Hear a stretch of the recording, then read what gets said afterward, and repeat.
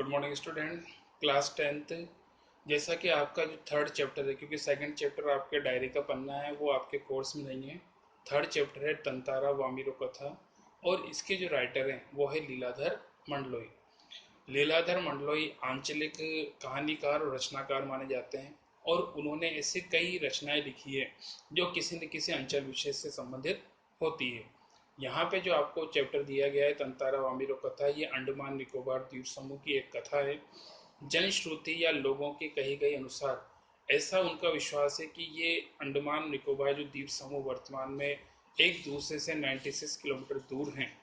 ये एक समय ऐसा नहीं था, एक समय दोनों द्वीप एक ही थे, उनमें कोई अंतर नहीं था। लेकिन समय, परिस्थिति और कह सकते हो कि इस घटना के माध्यम से ऐसा सिद्ध हुआ है कि ये तंतारा नाम के युवक के द्वारा उसे दो भाग में चीर दिया गया, और उन्हीं में एक हिस्सा दूर जाकर 96 किलोमीटर है, जो अंडमान और निकोबार द्वीप के नाम से अलग अलग जाने जाते हैं।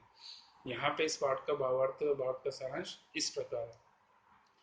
प्रस्तुत पाठ तंतारा वामिरो कथा भारतीय द्वीप समूह के एक छोटे से द्वीप पर केंद्रित है।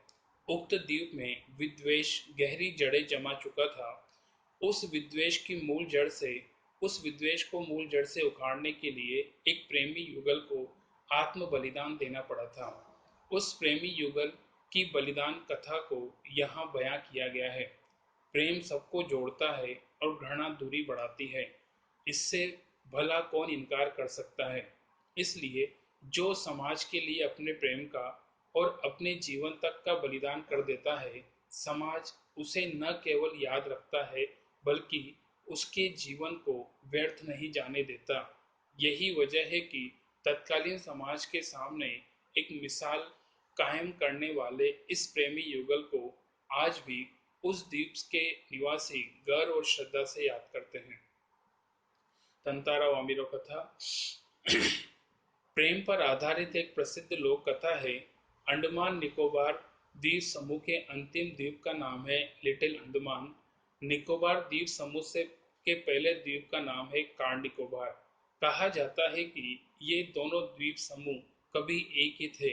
प्रस्तुत पाठ में रहने वाले युवक तंतारा और युवती वामिरो के प्रेम की कहानी का यही वर्णन है। तंतारा एक सुंदर, बलिष्ठ और सहयोगी युवक था। वह सभी लोगों का प्रिय था। गांव के लोग उसका आदर करते थे और उसे गांव के उत्सव में बुलाते थे। वह भी समय अनुसार सबकी सहायता करता था। उसके पास एक लकड़ी की तलवार थी जिसे वह सदैव अपनी कमर में बांधे रहता। लोगों का मानना था कि भले ही वह तलवार लकड़ी की है, लेकिन उसमें अद्भुत दैवीय शक्ति है। वह न तो इस तलवार का प्रयोग करता और न ही कभी उसे अपने से अलग करता। एक बार शाम को समुद्र किनारे टहलते हुए तंतारा को बहुत ही मधुर गीत सुनाई पड़ा। गायन इतना प्रभावी था कि वह सुध-बुध खोने लगा और उसी ओर चल दिया। वहां उसने एक युवती को देखा जो ढलती शाम के सौंदर्य में बेसुध समुद्र को निहारती हुई श्रृंगार गीत गा रही थी। वह थी वामिरो। अचानक एक समुद्री लहर ने वामिरो को भिगो दिया और उसने गीत गाना बंद कर दिया। तभी तंतारा बोल उठा, तुमने गाना क्यों रोक दिया? वामिरो चौंक पड़ी। तभी उसने बेरुखी से कहा, पहले ये बताओ कि तुम कौन हो और इस प्रकार के प्रश्न पूछने का कारण क्या है? तंतारा उससे बार बार गीत को पूरा करने का आग्रह करने लगा। इसके बाद उसने उसका परिचय पूछा।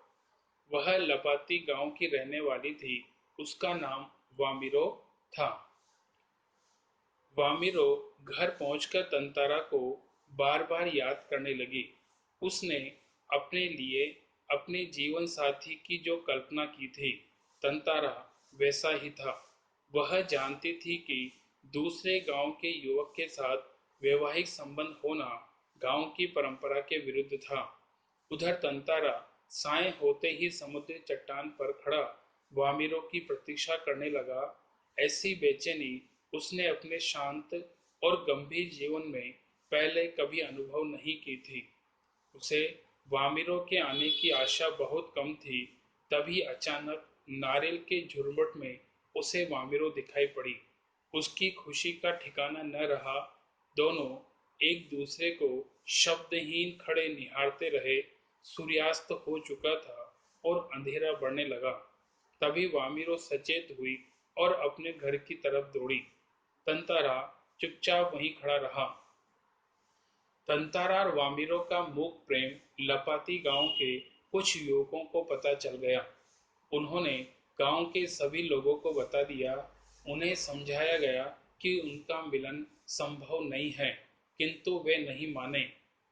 कुछ समय बाद पासा गांव में पशु पर्व का आयोजन हुआ। वर्ष में एक बार होने वाले इस आयोजन में सभी गांव के लोग पासा में एकत्रित हुए। तंतारा की आंखें तो केवल वामिरो को ढूंढने में ही व्यस्त थी। तभी उसे वामिरो दिखाई दी। वामिरो तंतारा को देखते ही फूट फूट कर रोने लगी। वामिरो की मान को अनेक लोगों की उपस्थिति में तंतारा के पास खड़ी वामिरो का रोना अपमानजनक लगा। वह क्रोधित हो उठी। उसने तंतारा को अनेक तरह से अपमानित किया, प्रताड़ित किया। गांव के लोग भी तंतारा के विरुद्ध आवाजें उठाने लगे। तंतारा के लिए यह सब असहनीय हो गया। उसे गांव की परंपरा पर क्रोध आ रहा था। उधर वामिरो अचानक उधर वामिरो लगातार रोई जा रही थी। वामिरो तंतारा का क्रोध बढ़ता गया। उसका हाथ अपनी तलवार पर गया और उसने तलवार निकाल ली। अपने क्रोध को शांत करने के लिए उसने तलवार को धरती में घोंप दिया और पूरी ताकत से अपनी एक तरफ से दूसरी तरफ खींचते हुआ पहुंच गया। चारों ओर सन्नाटा छा गया। लोगों ने देखा कि तलवार की जहां जहां लकीर खींची थी, वहीं से धरती फटने लगी। तंतारा क्रोध में द्वीप के अंतिम सिरे तक धरती को काटता चला गया। वह जैसे ही अंतिम छोर पर पहुंचा तो पूरा द्वीप दो टुकड़ों में विभक्त हो गया था। दुर्भाग्य से तंतारा और वामिरो अलग अलग हिस्से में थे। तंतारा को जब होश आया तो उसने देखा कि उसकी तरफ का द्वीप समुद्र में धंसना शुरू हो गया था। उसने छलांग लगाकर दूसरा सिरा थामना चाहा, पर ऐसा न कर पाया। वह तंतारा वह वामिरो वामिरो चिल्लाता हुआ समुद्र की सतह की ओर फिसल गया। उधर वामिरो भी तंतारा तंतारा पुकार रही थी। अंततः तंतारा लहूलुहान होकर गिर पड़ा और पानी में बह गया। वामिरो उसके गम में पागल हो गई। उसने खाना पीना छोड़ दिया। वह घर से अलग होकर तंतारा को खोजती फिरती थी, परंतु कोई सुराग न मिल सका। आज तंतारा वामिरो नहीं है, परंतु दोनों की प्रेम कथा अंडमान और निकोबार के प्रत्येक घर में सुनाई जाती है। निकोबारियों का विचार है कि तंतारा की तलवार से कार निकोबार का जो दूसरा टुकड़ा हुआ वह लिटिल अंडमान है। तंतारा और वामिरो के इस बलिदान के बाद एक सुखद परिवर्तन यह हुआ कि निकोबार के लोग दूसरे गांवों में भी वैवाहिक संबंध बनाने लगे थे।